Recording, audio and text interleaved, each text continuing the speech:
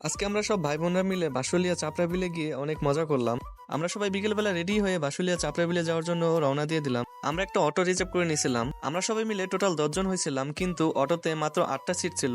তারপর আমি আমার ছোট বোনকে কোলে নেই, আর আমার বৌদি আমার আরেকটা বোনকে কোলে নিয়ে বসে, আর দুজন একটু স্বাস্থ্যবান তাই ওদের সামনে বসাই দিছি। ও হচ্ছে আমার ছোট বোন, ওর নাম প্রিয়াঙ্কা। ভিডিও অন করে ছবি তোলার পোস্ট নিতেছে।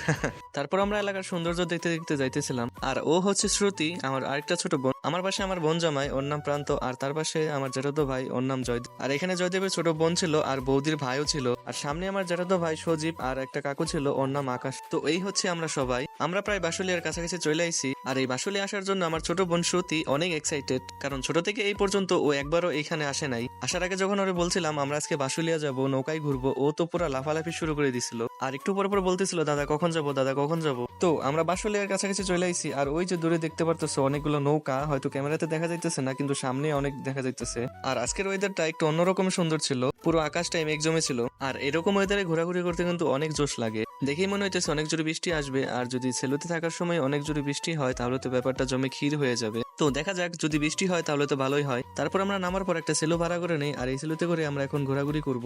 আর ভিডিওর বাকি অংশটুকু পরবর্তী পার্টে দেখাবো, ততক্ষণ পর্যন্ত অপেক্ষা করো।